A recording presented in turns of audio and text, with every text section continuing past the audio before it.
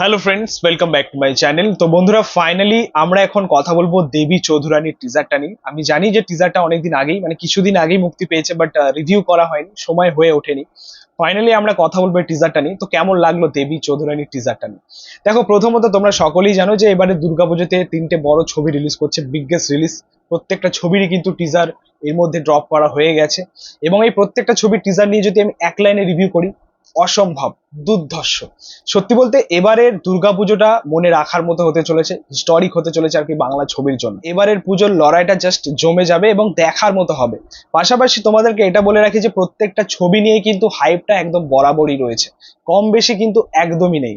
রঘু ডাকাতের মতো দেবদা কামব্যাক করছে একটা বড় ছবি নিয়ে, সেটা নিয়েও একটা বিরাট হাইপ।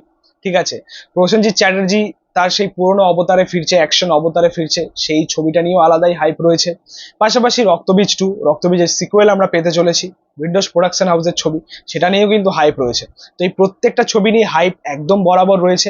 এবার এটাই দেখার যে ফ্লোরে তারা কেমন ভাবে পারফর্ম করে। ঠিক আছে, তো আশা করব তিনটে ছবি খুব ভালো চলবে। পাশাপাশি আরো একটা বড় কথা হচ্ছে যে এই প্রত্যেকটা ছবির মধ্যেই কিন্তু মাল্টি স্টার কাস্ট রয়েছে।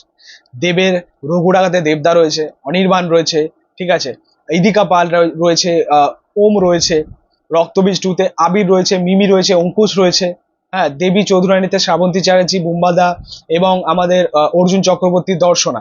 তো এই প্রত্যেকটা ছবির মধ্যে যেহেতু মাল্টি স্টার কাস্ট রয়েছে, খেলাটা কিন্তু মানে অসম্ভব লেভেলেই জমবে আর কি। হোক, এবার যদি আমরা এই টিজারটা নিয়ে কথা বলি, দেখো এই টিজারটা আমার জাস্ট দারুণ লেগেছে। এবং এই টিজারটা নিয়ে আরো কিছু কথা বলার আগে প্রথমত বুম্বাদাকে নিয়ে কথা বলতেই হয়, কারণ এই টিজারের মেন আকর্ষণ কিন্তু তিনিই ছিলেন। ঠিক আছে, মানে যত নজর তিনিই কেড়েছেন এই টিজারটার মধ্যে। অসাধারণ লেগেছে বুম্বাদাকে, এবং বহুদিন পরে আমরা বুম্বাদাকে অ্যাকশন রূপে দেখতে পাচ্ছি, অ্যাকশন অবতারে দেখতে পাচ্ছি।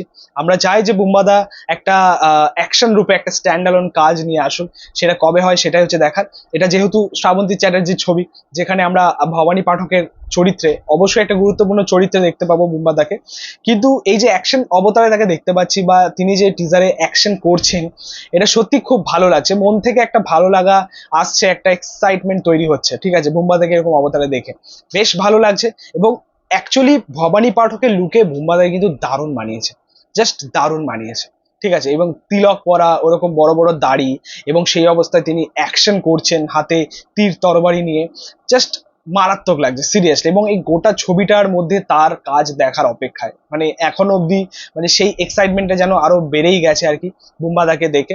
তো খুবই ভালো লাগলো বুম্বাদার কাজ দেখে। এছাড়া এই ছবির যে গল্পটা, দেবী চৌধুরানীর যে গল্পটা, সন্ন্যাসী বিদ্রোহ নিয়ে, তো টিজারে যে গল্পটা সেটাকে ন্যারেট করছে আমাদের বুম্বাদা, সেটা কিন্তু খুবই ক্যাচি লাগছে তার ভয়েসে। মানে ভয়েসটা একটু ভারী গলায় তিনি বলেছেন আর কি গল্পটা, যেটা খুবই ভালো লাগছে। পাশাপাশি এই টিজারটার মধ্যে আমরা শ্রাবন্তী চ্যাটার্জিকেও পেলাম, বাট আমরা ডায়লগ শুধু কিন্তু বুম্বাদারই পেয়েছি। ঠিক আছে, মানে অন্যান্যদের ডায়লগ খুবই কম পেয়েছি। শ্রাবন্তী চ্যাটার্জি হয়তো এক দুটো ডায়লগ ছিল, বুম্বাদারই বেশি ছিল আর কি। তো শ্রাবন্তী চ্যাটার্জিকে খুব ভালো লাগছে এরকম অ্যাকশন করতে দেখতে পাচ্ছি। তবে অবশ্যই ঠিক যে শ্রাবন্তী চ্যাটার্জির শরীরটা একটু ভারী লাগছে, ঠিক আছে, সেদিক থেকে মানে ফিট লাগছে না অ্যাকচুয়ালি। তবে ঠিক আছে, অ্যাকশন করছে, ছবিতে তার কাজ কেমন হয় সেটা হচ্ছে দেখা। অর্জুন চক্রবর্তীকে খুব ভালো একটা ক্যারেক্টারে ভালো মানিয়েছে এই রোলে, তার কাজ কেমন হয় দেখা। ওভারঅল টিজারের কাজ খুবই ভালো হয়েছে, মেকিংটা খুবই ভালো হয়েছে, লুক অ্যান্ড ফিল খুব ভালো লাগছে, ব্যাকগ্রাউন্ড স্কোরের কাজও খুব ভালো হয়েছে। তার পাশাপাশি কালার গ্রেডিং এর কাজ বলো, এবং যেসব ভিজুয়াল আমরা দেখতে পাচ্ছি, ব্লাস্টের দৃশ্য বা অ্যাকশনের দৃশ্য, প্রত্যেকটা মুহূর্ত বা ভিজুয়াল কিন্তু খুব ভালো লাগছে। কিন্তু কিছু খামতি রয়েছে, সেটা অবশ্যই ভিএফএক্স এর দিকটা। প্রথম পোর্শন হচ্ছে যখন ওই শ্রাবন্তী চ্যাটার্জি ঘোড়ায় চড়ছে আর কি, বা ঘোড়া নিয়ে ছুটছে, ওই সিনটাতে ভিএফএক্স এর প্রবলেম রয়েছে, আপ টু দ্য মার্ক হয়নি।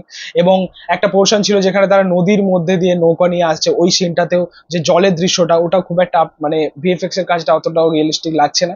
তো এরকম কিছু খামতি রয়েছে, দেখা যাক যে সিনেমার পর্দায় সেটা কতটা সঠিকভাবে, কতটা রিয়েলিস্টিক ভাবে ফোটাতে পারে মেকার্সটা। তো এটাই ছিল বলার এখন অব্দি টিজারটা নিয়ে। টিজার জাস্ট আউটস্ট্যান্ডিং, সত্যি বলতে ওভারঅল খুব ভালো হয়েছে। এবার দেখা যাক যে ছবিটা কেমন পারফর্ম করে এবারে পুজোতে। তো বন্ধুরা, এই ছিল বলার দেবী চৌধুরানীর টিজারটা নিয়ে। তোমাদের কেমন লেগেছে সেটা কিন্তু অবশ্যই কমেন্টে জানিও। ভিডিওটা ভালো লাগলে অবশ্যই লাইক কমেন্ট শেয়ার করে দিই, পাশে থেকে সাপোর্ট করো, চ্যানেলটাকে অবশ্যই সাবস্ক্রাইব করে যাও, পাশে থাকা বেল আইকন প্রেস করে দিই পরবর্তী ভিডিওগুলো আপলোড করছো। Thank you, tata.